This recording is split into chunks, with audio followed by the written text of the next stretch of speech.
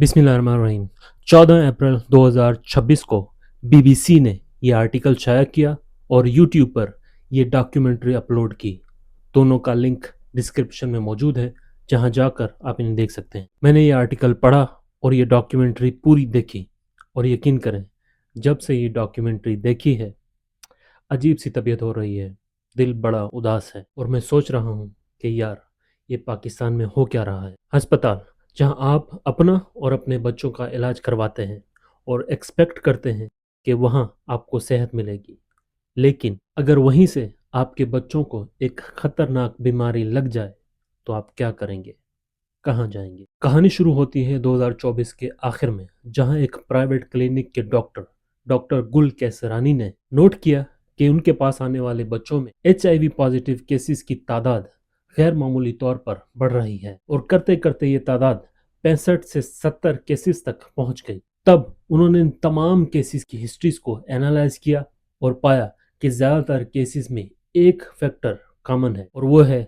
तहसील headquarter hospital Taunsa शरीफ। इनमें से बेशतर बच्चे पहले THQ हॉस्पिटल तौसा शरीफ में इलाज करा चुके हैं। इन्होंने हुक्काम को आगाह किया और मार्च 2025 में पंजाब हुकूमत ने अस्पताल के मेडिकल सुपरिटेंडेंट को मुअत्तल किया और एक बड़ी कार्रवाई का ऐलान किया। एज ऑलवेज रिपोर्ट बनाई गई और आपको पता है इन रिपोर्ट्स का नतीजा क्या होता है। एक बयान में मकामी हुकूमत ने कहा कि कोई मुस्तनद एपिडेमियोलॉजिकल शवाहिद मौजूद नहीं है जिन्होंने हतमी तौर पर THQ को इस वबा के फैलने का जरिया बताया हो। मजीद कहा गया कि यूनिसेफ, आलमी इदारा सेहत और मकामी महकमा सेहत ने एक मुश्तरका मिशन में अनरेगुलेटेड प्राइवेट प्रैक्टिसेस यानी अताई डॉक्टर्स और बगैर स्क्रीन किए गए खून की मुंतकली के किरदार को उजागर किया है। लेकिन BBC ने इसी ज्वाइंट मिशन अप्रैल 2025 की रिपोर्ट लीक होने का जिक्र किया गया है, जिसमें कहा गया है कि अस्पताल में बच्चों के लिए जरूरी अद्वियात मौजूद नहीं थी और गैर महफूज इंजेक्शन के तरीके आम थे। IV फ्लूइड्स को दोबारा इस्तेमाल किया जा रहा था, कैन्यूलास पर कोई लेबल मौजूद नहीं था और इस्तेमाल शुदा IV सेट्स स्टैंड्स पर लटके छोड़ दिए जाते थे। हाथों की सफाई को नजरअंदाज किया जा रहा था, वॉश बेसन बंद पड़े हुए थे और कोई सैनिटाइजर अवेलेबल नहीं था। बच्चों के इमरजेंसी रूम में हालात खास तौर पर तशवीशनाक थे। जब ये सब हो रहा था तब HIV पॉजिटिव केसेस की तादाद 106 थी। इसके बाद एक लोकल जर्नलिस्ट ने BBC को टिप ऑफ किया कि इतना सब कुछ हो जाने के बाद भी कुछ नहीं बदला और सब कुछ वैसे ही चल रहा है। फिर BBC आई, जो BBC का इन्वेस्टिगेटिव जर्नलिज्म यूनिट है और ये अंडर कवर और high impact public interest reporting पर फोकस करता है। BBC आई की तहकीकात ने इंकशाफ किया कि वही गैर महफूज तरीके जिनकी वजह से वबा फैली थी वो महीनों बाद भी जारी रहे। इसी हवाले से सबूत हासिल करने के लिए BBC ने तहसील हेडक्वार्टर तौसा शरीफ में तकरीबन 32 घंटे की खुफिया वीडियो रिकॉर्डिंग की, जिसमें देखा गया कि 2025 के आखिर में भी सिरिंजेस रीयूज हो रही थी। वीडियो में 10 अलग मौके पर सिरिंजेस दोबारा इस्तेमाल की गई। 4 मौके पर एक ही वायल से मुख्तलिफ बच्चों को इंजेक्शन लगाए गए। लेकिन सरकारी अस्पतालों में छोटे बच्चों में सबसे ज्यादा इंजेक्शन जो लगाया जाता है वो दर्द और बुखार के लिए पैरासीटामोल है, और वो 100 ml या 100 cc के वायल में आता है। और इसमें से छोटे बच्चों को किसी को 10 cc, किसी को 20 cc या फिर किसी को 30 cc लगाया जाता है। अब फर्ज करें कि एक बच्चे को 20 cc इंजेक्शन लगाना है, तो इसके लिए 10 cc की सिरिंज इस्तेमाल की जाती है। नाउ लेट्स सपोज कि जिस बच्चे को इंजेक्शन लगाया जा रहा है वो HIV पॉजिटिव है। अब जब पहला 10 cc इंजेक्शन भरकर उस बच्चे को लगाया जाएगा तो सिरिंज कंटेमिनेट हो जाएगी, और अगर इसके बाद वही सिरिंज उस वायल में दोबारा इंसर्ट की गई तो पूरा वायल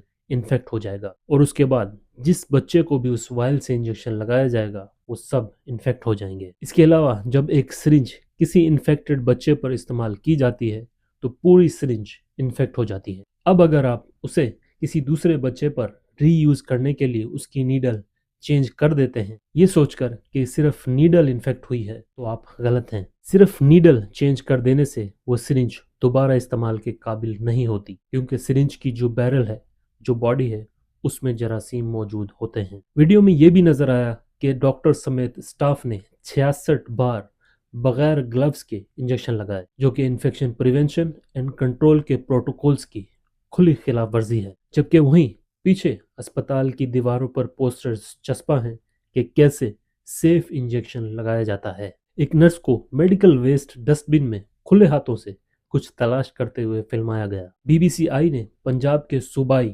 ایڈز اسکریننگ پروگرام، نجی کلینکس اور پولیس سے لیک ہوئے ڈیٹا سے مل کر یہ طے کیا کہ نومبر 2024 سے اکتوبر 2025 کے درمیان توسا میں 331 بچے HIV پازیٹیو پائے گئے۔ ریممبر، ہم نے دیکھا تھا کہ تب کیسز کی تعداد 106 تھی اور اب 331، جس سے ظاہر ہوتا ہے کہ ہسپتال میں ان سیف پریکٹسز جاری رہیں اور انفیکشن پھیلتا رہا۔ ان میں سے 97 بچوں کے والدین کا بھی ٹیسٹ کیا گیا، جن میں سے صرف 4 مائیں HIV پازیٹیو نکلی، یعنی ماں سے بچے میں منتقلی کا امکان تقریباً ناممکن تھا۔ یہ واضح ثبوت ہے کہ وائرس اسپتال کے اندر سے ہی پھیلا۔ پہلے والے میڈیکل سپرنٹینڈنٹ کو معطل کر کے بعد میں ایک دوسرے سرکاری کلینک میں تعینات کر دیا گیا۔ اب نئے میڈیکل سپرنٹینڈنٹ کو جب بی بی سی نے یہ فوٹیج دکھائی تو انہوں نے اس فوٹیج کے بارے میں کہا کہ یا تو یہ پرانی ہے، یعنی میرے آنے سے پہلے کی ہے، یا پھر یہ اسٹیجڈ ہے، یعنی جھوٹی ہے، اور کہا کہ ان کا یہ اسپتال بچوں کے لیے بالکل محفوظ ہے۔ یہ حال ہے ہمارا، کوئی ریسپانسبلٹی لینے کے لیے تیار نہیں۔ توسا کوئی پہلا واقعہ نہیں ہے، پاکستان میں یہ المیہ بار بار دہرایا جا چکا ہے۔ ملک بھر میں بچوں میں HIV پھیلنے کے واقعات ہوئے ہیں۔ شہید بے نظیر آباد، حیدرآباد، نوشیر و فیروز، پٹھان کالونی، اب توسا، میرپور خاص، جیکب آباد، شکارپور اور لاڑکانہ، ان تمام جگہوں پر اسپتالوں میں غیر محفوظ انجیکشنز اور خون کی منتقلی کو ذمہ دار پایا گیا۔ کئی واقعات میں 80% سے زیادہ متاثرین بچے تھے۔ 2019 سے 2021 کے درمیان سندھ کے رتو ڈیروں میں بھی 1500 سے زیادہ بچے متاثر ہوئے تھے۔ وجہ وہی آلودہ سرنجیں اور مقامی کلینکس میں غفلت۔ WHO اور UN ایڈز کے مطابق پاکستان میں HIV کے نئے کیسز پچھلے 15 سالوں میں 200% بڑھ گئے ہیں۔ تخمینہ ہے کہ پاکستان میں 3,50,000 لوگ HIV کے ساتھ زندگی گزار رہے ہیں، اور ان میں سے صرف 16% علاج پر ہے، یعنی HIV کے لیے ٹریٹمنٹ لے رہے ہیں، اور صرف 2024 میں 14,000 سے زائد افراد ایڈز سے موت کا شکار ہوئے ہیں۔ یہ اعداد و شمار صرف نمبرز نہیں ہیں، ان میں سے ہر ایک حصے کے پیچھے ایک زندگی ہے، کسی ماں کے آنسو ہیں اور کسی باپ کی بے بسی ہے۔ دیکھیے، اس المیہ کی جڑیں صرف ایک اسپتال میں نہیں بلکہ ایک پورے نظام کی ناکامی ہے۔ اس میں سب سے بڑی قصوروار تو حکومت ہے، حکومت کی نااہلی ہے، اس کے بعد ہیلتھ کیئر پروفیشنلز ہیں، اور پھر آخر میں آپ کی بھی غلطی ہے۔ جی ہاں، آپ بھی کسی حد تک قصوروار ہیں۔ کیسے؟ آئیے سمجھتے ہیں۔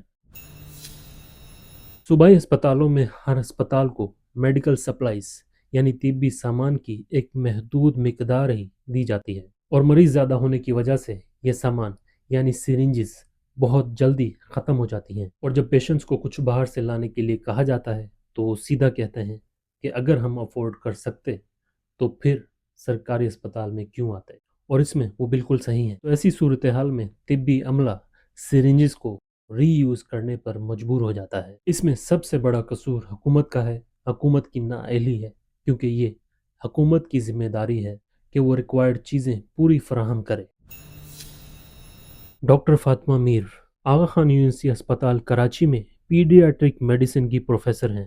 انہوں نے بی بی سی کی فوٹیج دیکھ کر کہا کہ یہ پاکستان میں انفیکشن کنٹرول ٹریننگ کی وسیع پیمانے پر کمزوریوں کو اجاگر کرتی ہے۔ انفیکشن کنٹرول ٹریننگ کرانا بھی حکومت کی ذمہ داری ہے۔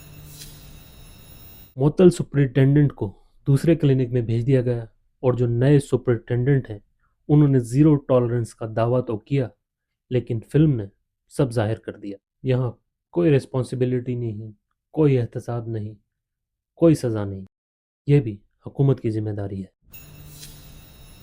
پاکستان میں معمولی سی بیماریوں کے لیے بھی انجیکشن کا استعمال ضرورت سے بہت زیادہ ہے، اور ہمارے پاس پتہ نہیں کیوں والدین کو اپنے بچوں کو انجیکشن لگانے کا کچھ زیادہ ہی شوق ہے۔ ذرا سے نزلے زکام کے لیے بھی ہم سے کہہ رہے ہوتے ہیں کہ ڈاکٹر صاحب انجیکشن لگا دیں، حالانکہ آپ کو انجیکشن نہیں لگوانا چاہیے جب تک زندگی اور موت کا معاملہ نہ ہو، یعنی کوئی میڈیکل یا پھر سرجیکل ایمرجنسی نہ ہو۔ یوں بلا وجہ انجیکشن لگوانے پر کسی حد تک آپ بھی ذمہ دار ہیں۔ اگلی بار جب ہسپتال جائیں تو برائے مہربانی حتی الامکان انجیکشن سے پرہیز کریں، اور انجیکشن لگانا پڑ جائے تو ڈاکٹر سے پوچھ لیں کہ ڈاکٹر صاحب کیا یہ سرنج نہیں ہے، کیونکہ یہ ایک سوال کسی کی زندگی بچا سکتا ہے۔ اگر یہ ویڈیو معلوماتی لگی ہو تو شیئر کریں، کیونکہ آگاہی ہی اصل تبدیلی کا پہلا قدم ہے۔ Well, hope you liked the video.